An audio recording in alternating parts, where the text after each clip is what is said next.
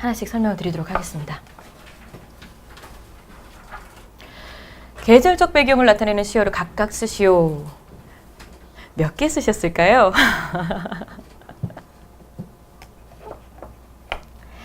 자, 우선은 지금 이 노란색 글씨를 막 베껴 쓰기가 되게 바쁘시죠? 네. 열심히 쓰시면서 잠깐 들으시면 돼요. 자, 도화 같은 경우 혹시 무슨 꽃인지 아시나요? 네, 복숭아꽃이죠. 복숭아꽃. 이 화는 뭘까요? 네, 백꽃. 백꽃. 이 화 같은 경우 참 재밌는 한자예요. 저는 이제 한자도 그리거든요. 한글도 잘 못 쓰지만 한자 더 못 써서 네, 한자를 거의 그리는데요. 아마 한자 저보다 잘하시는 분들이 훨씬 많으실 것 같아요. 우리 이거 무슨 자죠?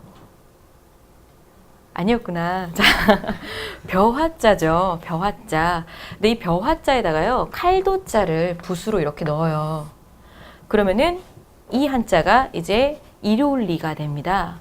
자, 벼를 베어가지고 인류의 양식으로 쓰기 때문에 당연히 이루어지죠. 근데 이 이룰리에다가요, 밑에다가 이렇게 나무를 달아요.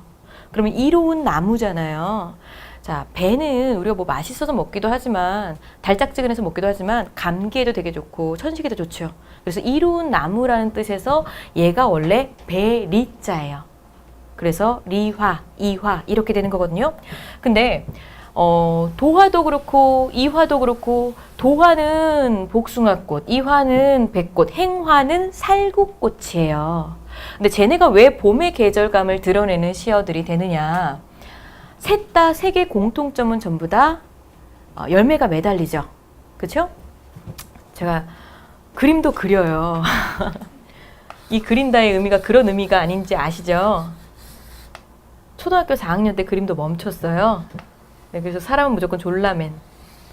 꽃이에요. 보통 봄에 꽃이 피잖아요. 그리고 나서 이제 햇살이 뜨거워지기 시작하면은 꽃잎이 이제 녹아서 떨어지죠. 떨어지는데 이 꽃대공은 그대로 남아있단 말이에요. 그러면 얘네가 사라지고 나면은 이 줄기에서 계속 가는 영양분이 여기 있는 꽃대공을 점점 커지게 만들어서 나중에는 여기에 이제 과실이 매달리게 되죠. 그죠? 그럼 그 과실을 우리가 수확해서 먹는 게 가을이죠. 네, 우리가 뭐 비닐하우스도 많고 뭐 계절이라고 하는 게 참 의미가 없을 정도로 과일이 많이 나오기는 하지만 보통 과실나무의 꽃은 봄에 핀다라고 생각을 하시고요. 그래서 과실나무가 나오면은 과실나무의 꽃이다. 도화, 이화, 행화다. 그럼 봄이다. 이렇게 생각하시면 돼요. 그리고 제가 정말 이렇게 발을 정자로 하나하나 분석을 다 해봤거든요. 어느 시가 많이 나왔을까 이렇게 기출을. 그랬더니 4번이나 나온 시조 중에 하나가 이화우 흩뿌릴제 울며 잡고 이별한님 이 시가 있어요. 시조가 있는데요. 거기에서 계절감이 이화우잖아요. 그럼 이화면은 백꽃인데 이화우잖아요. 꽃잎이 떨어지는 거를 백꽃비라고 표현을 했어요. 그러면은 봄에서 이제 꽃잎이 떨어질 때니까 늦봄이구나 요렇게 해석이 되는 거거든요. 네, 그래서 도화, 이화, 행화, 과실이 매달리는 나무, 꽃이 등장을 하면은 봄으로서 계절적 배경을 잡는다. 저희 집에도 키워요. 먹는 걸. 네. 토마토를 키우는데요. 아까워서 못 먹겠어요. 네. 학생이 제가 사진 찍어서 올렸더니 저거 술안주로 하십시다. 나쁜 놈 어떻게 마음이 아파서 먹니 내 새끼를. 자, 동풍 같은 경우에는 동풍이 건듯 불어 적설을 헤쳐내니 라고 하는 구절이 참 많이 나오는 구절이고요. 동풍이 나오면은 봄바람이라고 생각을 하셔야 돼요. 그러면은 계절적 배경이 당연히 봄이 되겠죠. 네. 그리고 방금 제가 읊어드렸던 구절 중에 동풍이 건듯 불어 적설을 헤쳐내니 그러면 적설은 눈설자니까 겨울 아닌가요? 이렇게 생각하실 수도 있는데요. 쌓여있는 눈을 헤치면서 녹여버리니까 동풍이 이제 봄이 되는 거예요. 그래서 봄이고요. 그 다음에 양류 같은 경우에는 버드나무를 말을 해요. 버드나무. 그래서 버드나무가 등장을 하면 얘도 마찬가지로 봄의 계절감을 드러낼 때 많이 쓰이는구나. 여름 같은 경우에는요. 제일 많이 나오는 게 사실은 푸르름, 녹음이에요. 그래서 녹음이 나오면 무조건 여름으로 잡으시고 청양립 녹사의는요. 제가 정말 진지하게 생각했거든요. 미술학원을 다닐까? 그럼 좀 이해하시는 분들이 좀 눈이 편하지 않을까. 자, 이해해 주시고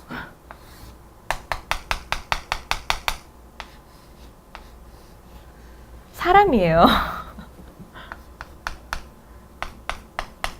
사극에서 이런 거 많이 보셨을 것 같아요. 양반들은 아니고요. 평민들 중에 비 오고 그러면 비옷 대신에 지푸라기 같은 것도 짜가지고 이렇게 망토 같은 거 걸치고 있는 거 많이 보셨죠? 네, 그게 녹사의예요. 네. 그리고 청양립은 당연히 삿갓이 되겠죠. 삿갓. 네. 그래서 청양립이나 녹사의가 나오면은 여름에 장맛비를 피하기 위해서 쓰는 이 삿갓과 녹사의, 녹사의 같은 말로 이제 우리가 도롱이라고도 하거든요. 네, 이런 것들이 등장하면 여름이구나. 그리고 가을은 서풍, 그리고 기러기, 서리가 참 많이 나와요. 서리.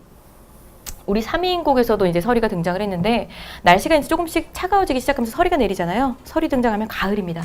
그리고 실솔은 뭘까요? 그죠, 귀뚜라미, 귀뚜라미. 네. 그리고 겨울은 북풍, 그리고 은산, 옥산이라고 부르는 거는요, 우리가 은색인 것 같지만 고전 시가에서는 은색 나오면 전부 다 백색으로 잡으시면 돼요. 그리고 왜 우리가 옥반지라고 하면 뭐 푸른색도 떠올리고 여러 가지 색깔을 떠올리지만 옥색도 이꼴 백색이라고 생각하시면 돼요. 그러면 은산, 옥산 둘 다 흰산이죠. 그럼 눈이 내린 산을 말하겠죠. 그렇기 때문에 겨울의 계절적 배경이 됩니다.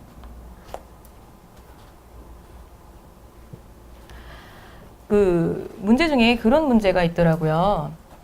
순서 맞추기. 가사 작품 같은 경우는 굉장히 길잖아요. 근데 이 순서를 막 섞어놨어요. 섞어놓고 이 순서를 맞추는 게 있었는데 이건 조금 요령껏 풀면 되지 않을까? 왜냐면 첫 구절이 전부 다 계절을 드러내는 거였어요. 하나는 녹음으로 시작됐고요. 하나는 동풍으로 시작됐고요. 네, 또 하나는 뭐 이런 식으로 뭐 옥산, 은산 이런 식으로 나왔길래 이거 다 읽어보지 않아도 저 계절감만 드러내는 포인트를 딱딱딱딱 잡으면 바로바로 다가 나라 이게 보이는데 그래서 이걸 좀 외울 필요가 있겠구나 라고 생각이 들어서 좀 정리를 해드렸고요. 자, 두 번째 같은 경우에는 제가 해석을 좀 넣어놨어요. 남해, 우리가 아까 읽었었죠? 남해. 그러면은 자, 애라고 읽으시면 되고 이어적기 되어 있는 거니까 남이, 부러워할, 즈을 이렇게 되어 있는데요. 이 모습이라고 하는 것의 글자가 사실은 이렇게 생긴 아이예요. 즈. 그래서 남이 부러워할 모습을 니녀 구개음화 시키면 되죠. 그럼 지녀가 되겠죠. 네, 그럼 남이 부러워할 모습을 지니고 나셨다, 태어나셨다 이렇게 해석을 하시면 됩니다. 네, 남이 부러워할 모습을 지니고 태어나셨다. 자, 요거 해석만 해도 우리가 벌써 알 수 있는 거. 어느 대상에 대해서 말을 하고 있는데 야, 너는 진짜 남들이 굉장히 부러워할 모습을 갖고 태어났구나. 그럼 그 대상에 대해서 우리가 칭찬하는 거잖아요. 그럼 대상에 대해서 예찬적 태도를 보이고 있는 시구나 라는 걸 알 수가 있죠. 네. 자, 다음 문제 넘어가 볼게요. 세 번째 바로 나왔죠? 이화, 도화, 행화 전부 다 백꽃, 복숭아꽃, 살구꽃 가리키는 계절적 배경 봄이다. 자, 그리고 네 번째 죽조반, 조석, 뇌, 예와 같이 세시는가?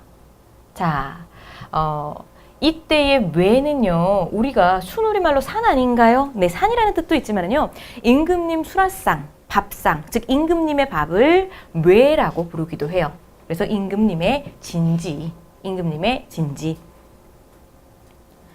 자, 그리고 다섯 번째, 어리고 캬암의 뜻에는 내 분인가 하노라. 여기서 나타나는 화자의 태도를 한자성으로 쓰시오. 자, 고어의 뜻을 좀 알아두면 편하죠. 어리고라고 되어 있지만 실제로 나이가 어리다가 아니라 어리석다가 되죠. 그리고 캬암 같은 경우에는요, 요거를 통해서 사실은 우리가 많은 걸 잡을 수가 있거든요. 캬암이라는 뜻에도요, 시골에 살아서 어리석은 혹은 모자란, 자기 자신을 가리킬 때 캬암이라고 불러요. 근데 보통 일반 평민들이나 백성들이 본인을 가리킬 때 캬암이라고 하지 않고요.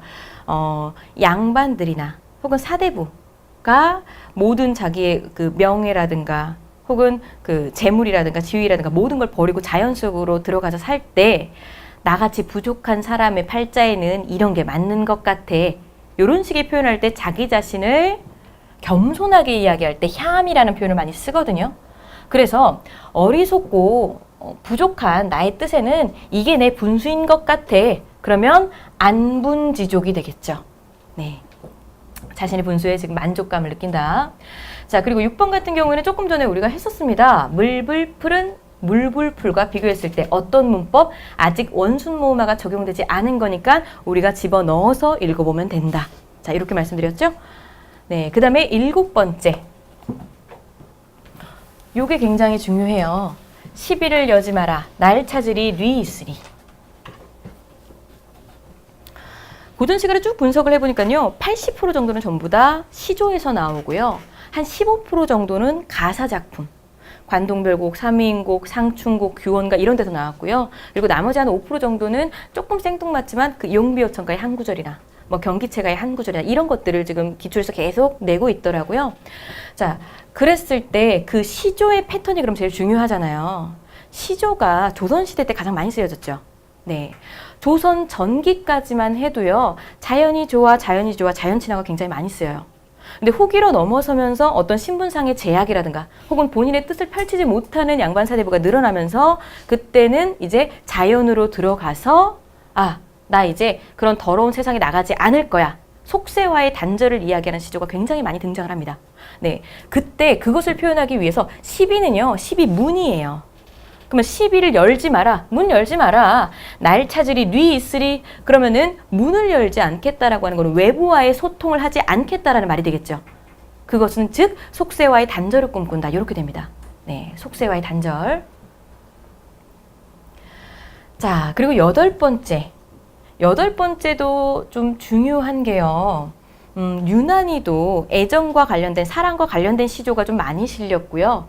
네, 그 중에서도 이제 황진이 작품이 많이 실렸는데요. 황진이와 관련된 이야기는 다음 주에 우리가 이제 그 주제별로 정리할 때 굉장히 좀 재밌게 설명을 해드릴게요. 네.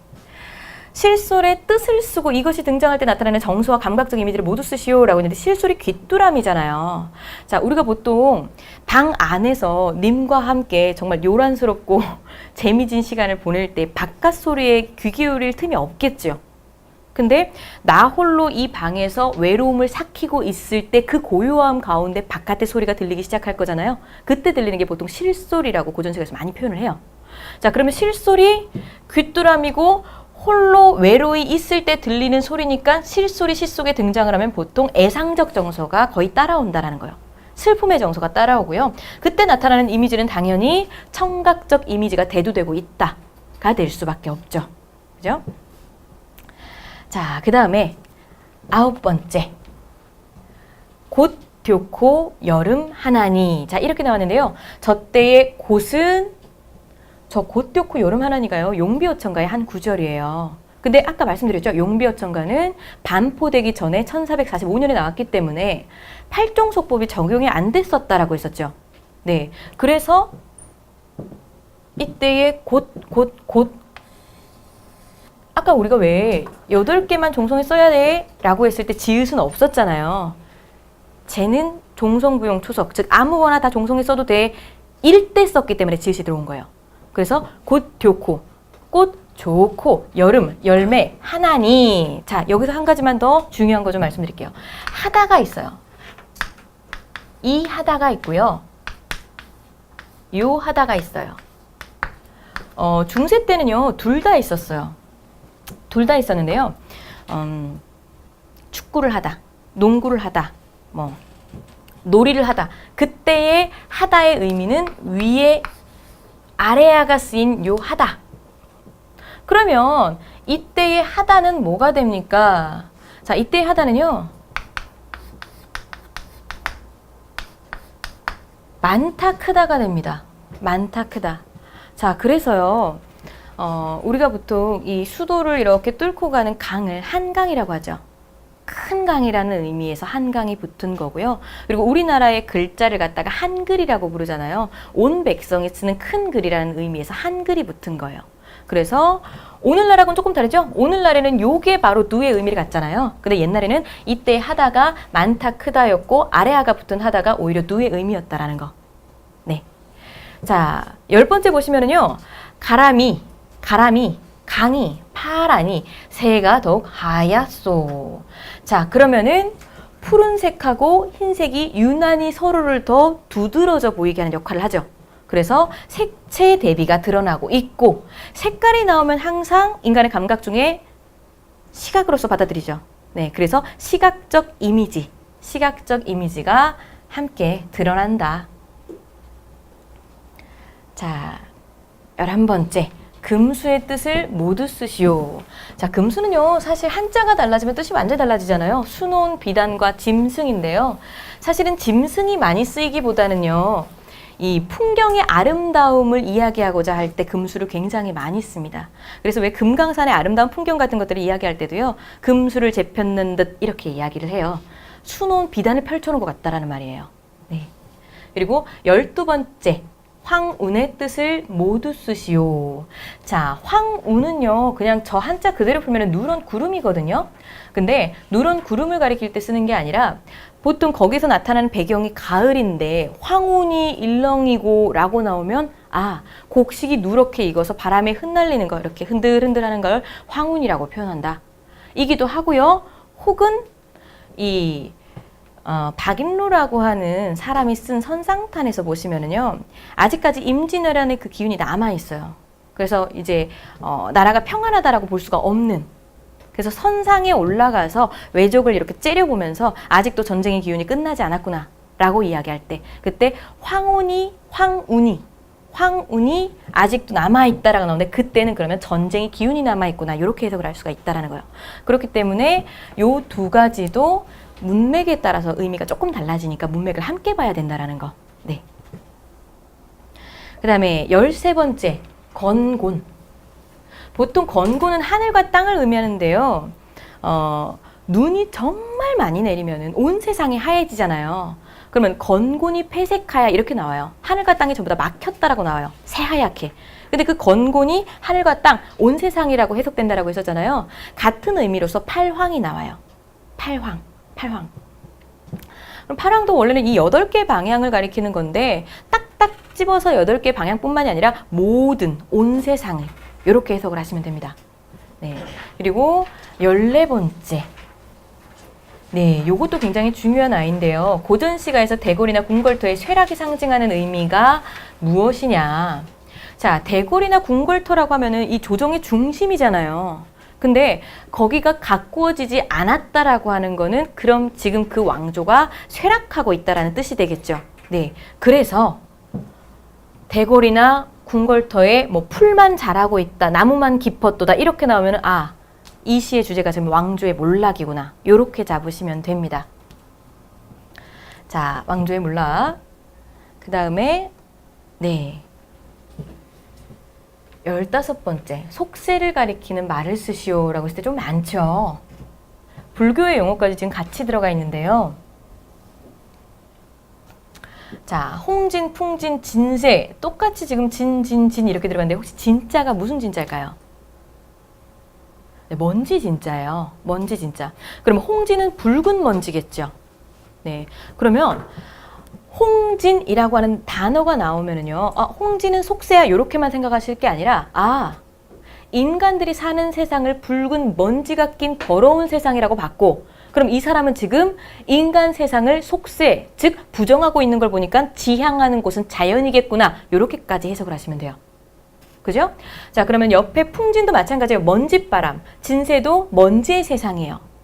인간 사는 세상은 계속 더러운 세상, 붉은 먼지의 세상, 먼지바람이 부는 곳 이렇게 나왔잖아요. 그러면 지향하는 곳이 어디 있을까? 이상적 공간이라고 추구하는 곳이 어디 있을까를 염두하시면서 읽으시면 된다는 거예요. 그 다음에 인간이라고 나왔지만 저때의 인간은요, 사람을 가리키는 게 아니라 인간이 사는 그 세상 자체, 속세를 다 가리키는 거고요. 인세는 인간 세상. 그리고 사바하게 찬 이것들 전부 다 이제 그 불교 용어잖아요. 사바도 불교계에서 말하는 그 혼돈의 세상을 이야기할 때, 네, 그래서 똑같이 속세라고 생각을 하시면 되고요. 하계는 상계의 반대죠. 천상계의 반대죠. 네, 그래서 인간 세상. 그리고 찬 같은 경우에는요, 얘는 사실 이 불교에서의 이상적 세계를 이야기하려면 피안이라고도 이야기를 해요. 그 피안의 반대가 차안, 즉 이쪽. 저 언덕 너머 이상향이 피안이고요. 언덕 이쪽이면은 차안이 되기 때문에 인간 세상. 이렇게 됩니다. 비가 오면 분필이 물을 많이 먹어요. 제가 힘이 좋은 게 아니랍니다. 네. 16번째 보시면은요. 님을 한데 여가져 원을 비옵나이다. 이렇게 나왔는데요. 자, 이거는 해석보다 조금 더 중요한 게 있어요. 님을 한데 여가져 이렇게 나왔잖아요. 자, 녀다라든가 니다라든가 얘다 요렇게 세 가지가 나오면은요 굉장히 좀 많은 넓은 범주로 쓰이거든요. 가다, 지내다, 살다. 참 많이 나오는 단어예요. 참 많이 활용이 되고요. 여다, 니다, 예다는 가다, 지내다, 살다. 근데 세 개가 다 의미가 어느 정도 좀 중첩되는 부분이 있잖아요. 왜냐면은 저 물이 흘러 내어가는구나 이렇게도 나와요. 그러면 아, 저 물이 가는구나. 저 물이 흐르는구나. 이렇게 해석을 하시면 되죠. 그리고 우리가 함께 가는 길 이렇게도 많이 표현하잖아요. 우리가 함께 사는 길 이렇게도 해석이 되죠. 자, 그래서 님을 한데 여가죠. 님과 함께 여가죠. 지내기를 원을 비웁니다. 특히 이때 원이 참 많이 나오는데 원망 아닙니다. 네, 원망 아니고요. 소원이라고 생각을 하시고 저걸 어떻게 소원이라고 구분을 할까요? 그 화자의 소망을 드러내는 구절이라고 생각하시면 전부 다 그냥 소원이라고 해석을 하시면 되고요. 특히나 뒤에 비옵니다가 나오면 100%예요. 비옵니다가 나오면 소원이라고 해석하면 되는구나. 그 다음에 17번째 얼다와 괴다.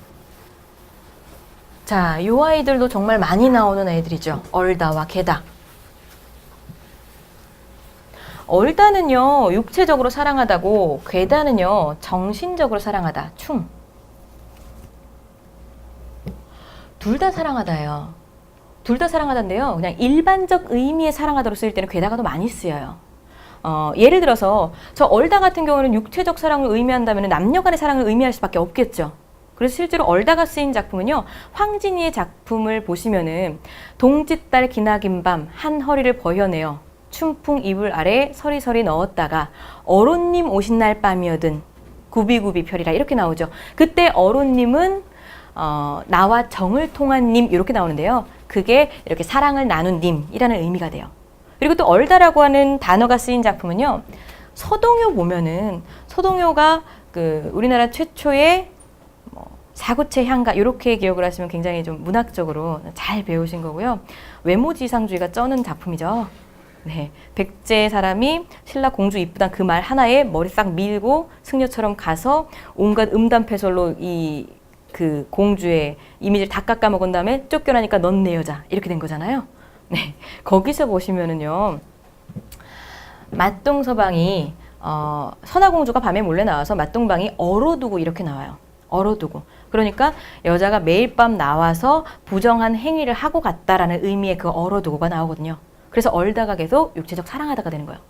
그렇기 때문에 우리가 이 기출에 나왔던 삼인곡 같은 작품을 보시면은요, 거기서는 임금을 님이라고 상정해놓고 본인이 정철 남자임에도 불구하고 여성 화자로 상정을 해놨잖아요. 아무리 본인이 여성 화자로 상정을 해놨다고 하더라도 얼다라는 표현은 안 써요. 그럼 둘이 관계가 좀 이상해지죠. 네. 그렇기 때문에 그런 작품, 즉 화자가 남자인데 그러니까 실제 지은이가 남자인데 화자를 여자로 상정해 놓은 경우에는 100%다 괴다라는 표현을 쓴다라는 거죠. 자, 사랑하다라고 생각하시면 됩니다. 자, 그리고 18번째. 산 접동새와 난 이스타여이다 에서 자, 접동새가 굉장히 중요하죠. 왜냐? 접동새, 하늘 상징합니다. 그리고 이것과 유사한 상징적 의미, 소쩍새, 귀촉, 두견, 자, 이것들이 나타내는 감각적 이미지는 청각적 이미지. 참 감사하게도요. 시 속에서 다른 거 의심할 필요도 없이 접동새, 소쩍, 두견, 귀촉 나오면은요. 아, 무조건 한이다. 당연히 무슨 정서? 슬프죠. 애상적 정서. 네, 이렇게 생각을 하시면 돼요. 그럼 얘네가 왜 슬픔을 나타내는 아이들이 되었을까요?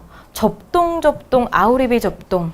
들어보셨죠? 네. 의붓어미 시샘에 죽었는데 아홉 오레비가 걱정이 돼서 떠나질 못하고 접동새로 다시 환신이 돼가지고 운다라고 하는 그 접동새 설화가 있잖아요. 그래서 접동새는 네, 슬픔, 한을 상징하는 거고요. 소쩍새는요, 배가 너무 고파서 죽어서 다시 새로 환생을 해서 솥이 적어요, 솥이 적어요 우는 걸 소쩍 소쩍, 그래서 소쩍새가 됐어요. 네, 좀 어이없죠. 하지만 네, 소쩍새의 설화는 그렇습니다. 그리고 귀촉 같은 경우에는 총나라 병사가 어쩔 수 없이 전쟁에 끌려갔는데 나 다시 내 고향 총나라로 돌아가고 싶어 라는 염원을 가지고 있는 상태에서 타국에서 죽었죠. 그러다 보니까 새로 다시 태어났을 때 돌아가고 싶다, 총나라로. 그래서 귀촉 이렇게 됐고요. 두견새는요, 소쩍새의 다른 이름이에요. 네, 그렇기 때문에 당연히 한이 상징이 같이 따라가겠죠.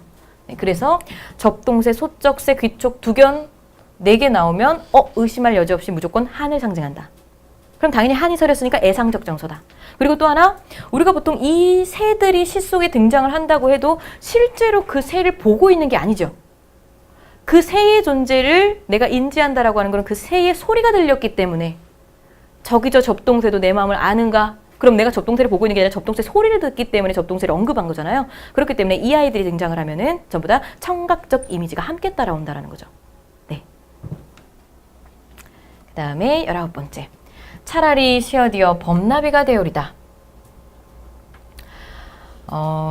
이 정철 아저씨가 참 문학적으로 뛰어난 아저씨인데 그 관동별곡, 삼인곡, 송민곡을 지었다라는 그 이유만으로 굉장히 뭇 사람들에게 원망을 참 많이 듣죠. 왜 그렇게 기나긴 글을 어렵게도 많이 지었는가. 자, 근데요, 이 삼인곡, 송민곡 둘 다 마지막 구절이 똑같이 차라리 시어디어 이런 식으로 마무리 부분이 있어요. 차라리 시어디어는 차라리 죽어서 범나비가 되오리다. 자, 차라리 죽어서 사라지고 없어지는 게 아니라 내가 지금 이 몸은 죽어서 그 다음에 다시 범나비로 태어나고 싶다라는 말이거든요. 그러면은 이 생을 마감하고 그 다음 생이 있다라는 걸 염두하고 있는 거죠. 그래서 불교의 윤회 사상이 포함되어 있는 글귀가 된다라는 거죠. 네. 자, 그리고 20번. 공명도 날 끼우고, 자, 끼우고 이 말은요, 꺼리고 이런 말이거든요.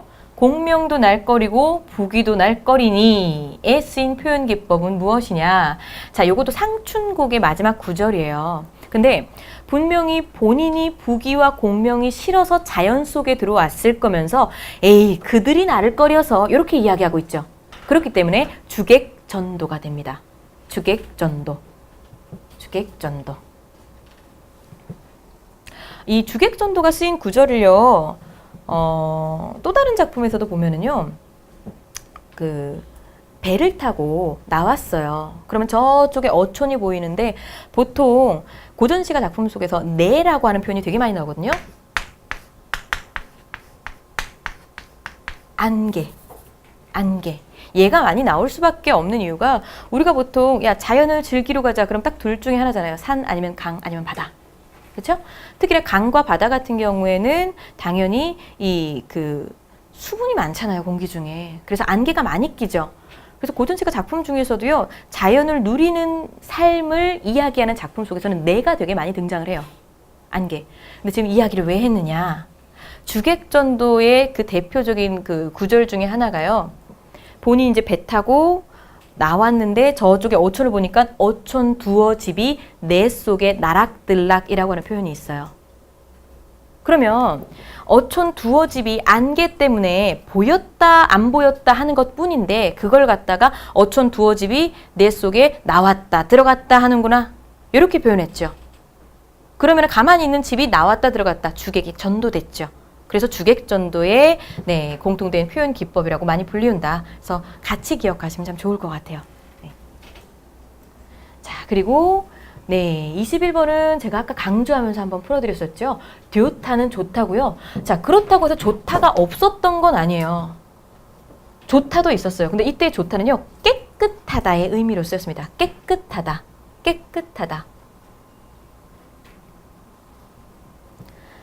그리고 22번 아래 시조에 쓰인 가장 대표적인 표현 기법을 쓰시오. 농암에 돌아보니 올라보니겠죠? 농암에 올라보니 노안이 유명이로다. 우리는요, 농암이 뭔지도 모르고요. 노안이 뭔지도 몰라요. 근데 조금씩 유추가 되시죠? 올라갔대요. 농암에 올라갔다라는 거 보니까 어떤 지역의 높은 곳, 산 정도가 되겠죠? 거기에 올라봤더니 노안이 유명하대요. 인사가 변한들 산천인들 가실까? 자, 근데 제가 지금 인사가라고 읽었잖아요. 예전에는요, 주격조사가 가가 없었어요. 가 대신에 이가 있었죠. 그러니까 저게 오타가 아니거든요. 그래서 저렇게 생뚱맞게 이가 하나 딱 들어가 있으면 주격조사 가로 넣어보시면 돼요. 그러면 인간의 일이, 인사가 변한들 산천인들 가실까? 인간의 삶은, 인간의 일들은 변한다라고 해도 자연은 가실까? 변할까? 이런 말이에요. 인간사는 변해도 자연은 안 변한다라는 말이 되겠죠. 자, 그렇기 때문에 여기서 가장 두드러지게 쓰인 게 바로 인사와 그리고 산천이 대조되고 있다라고 해서 대조법. 그리고 가실까? 가로 끝났죠? 서리법. 자, 근데 여기에서 서리법은요, 물어보는 형식이긴 하잖아요. 근데 정말 궁금해서 물어보는 건 아니잖아요. 자, 이런 걸 갖다가 수사의문문이라고 해요. 수사의문문. 수사의문문은요, 정의 이렇게 나와 있어요. 대답을 요구하지 않는 의문문이다. 선배님, 밥 사주세요. 내가 너 밥 하나 못 사주겠니? 근데 오늘 지갑을 놓고 왔네. 자, 이렇게 얘기할 때. 자, 내가 너 밥 하나 못 사주겠니? 물어보는 형식이긴 하지만 네, 그럴 것 같아요. 이 대답을 요구한 건 아니잖아요. 네, 그렇기 때문에 질문하는 형식을 통해 강조의 효과를 노리고자 할 때 서리법, 즉 수사의문문을 쓴다라는 거죠. 네. 자, 그 다음에 23번.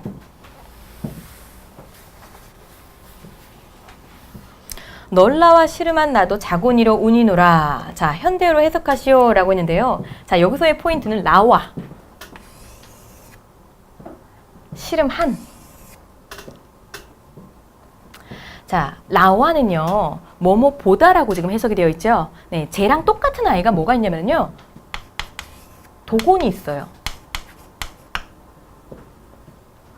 그러면 도곤으로 쓰여도 똑같이 너보다 이렇게 읽으시면 돼요. 저 아이들을 정확한 명칭으로 말하면요, 비교 부사격 조사라고 해요.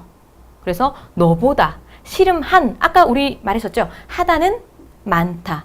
그렇기 때문에 너보다 시름 많은 나도 자고 일어나서 운다. 자, 근데 여기에서 생뚱맞게 하나만 더 물어볼게요. 여기서 쓰인 표현 기법이 그럼 뭘까요? 너보다 시름 많은 나도 자고 일어나서 운다. 자, 비교일까요? 대조일까요? 우리가 보통 비교와 대조의 뜻을 많이 헷갈려 하잖아요. 그죠? 야, 옆집에는요, 운동도 잘하고 예의도 바르고 그냥 공부도 그렇게 잘한다는데 넌 왜 그러니? 그럼 그러죠. 엄마 걔랑 나랑 비교하지 마. 근데 잘못된 표현이죠. 왜냐면은요, 비교는요, 쉽게 보여드리면요, 요걸 비교라고 하고요, 대조는요, 요게 대조예요. 즉, 비교는요, 공통된 속성의 정도의 차이예요. 나도 키가 큰데 얘가 조금 더 커. 그럼 둘 다 키가 큰데 누가 더 커? 이거의 차이죠. 그게 비교예요. 요게 비교고요. 그 다음에 나는 키가 작은데 걔는 크네. 그러면 그게 대조가 돼요. 그러면 옆집에는 그러한데 넌 왜 그러니? 그럼 엄마 걔랑 나랑 비교하지 마. 이게 아니죠. 엄마 걔랑 나랑 대조하지 마. 이렇게 말을 해야 되는 게 맞죠. 엄마 그러겠죠. 뭐라는 거야? 그럼 여기가 무슨 법일까요? 비교법이겠죠. 너보다 시름 많은 나도 했으니까 너도 시름이 많지만 내가 더 많아. 근데 내가 그래서 자고 일어나서 눈 뜨자마자부터 울고 있다. 그럼 여기서 나타나는 또 정서는 뭘까요? 비애감 되겠죠. 비애감. 자고 일어나서 바로 또 울고 있다라고 했으니까.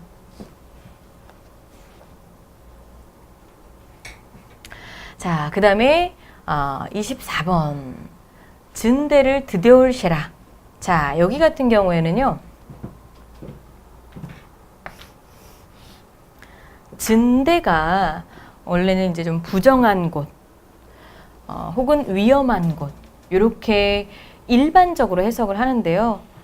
보통 저 증대가 어디서 나오냐면은 아까 백제놀이라고 말씀드렸던 그 정읍사에서 등장을 해요. 네, 그래서 증대를 드디올시라 이렇게 나오는데요. 행상인인 남편이 이제 물건 다 팔고 저녁 늦었는데 안 돌아오니까 타라, 높이 좀 돋아서 우리 남편 좀 오는데 좀 비춰봐 라고 하면서 남편이 안 돌아오니까 준대를 위험한 곳을 갔을까 봐 걱정돼 라고 말하는데요. 이때 준대는 사실 젖은 곳을 이야기해요. 네, 그래서 그 다른 여인네를 만나서 거기서 부정한 짓을 하고 있을까 봐 걱정됩니다. 사실 그런 뜻이 되거든요. 근데 이제 넓은 의미로 포괄했을 때 이제 꼭 젖은 곳, 여성과의 어떤 행위 그렇게만 해석하는 게 아니라 위험한 곳 이렇게도 해석을 한다는 거죠. 그리고 또 이제 여기서 또 중요한 건 뭐냐? 여기 부분 리을쉐라, 리을쉐라. 자, 리을쉐라 같은 경우에 얘도 참 많이 등장하는 어휘인데요. 뭐뭐 할까 걱정됩니다.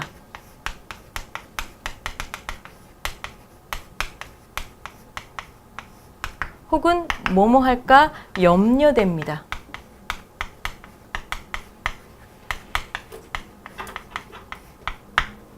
네, 이런 걸 리을쉐라. 자, 리을쉐라를 뭐뭐 할까 걱정됩니다. 뭐뭐 할까 염려됩니다. 그러면 위험한 곳을 디딜까 봐 걱정됩니다. 디딜까 봐 염려됩니다. 이렇게 되는 거죠. 네. 이 19절 봤을 때 이 아내가, 이 와이프가 남편에 대한 완벽한 믿음이 있다고 볼까요? 없다고 볼까요?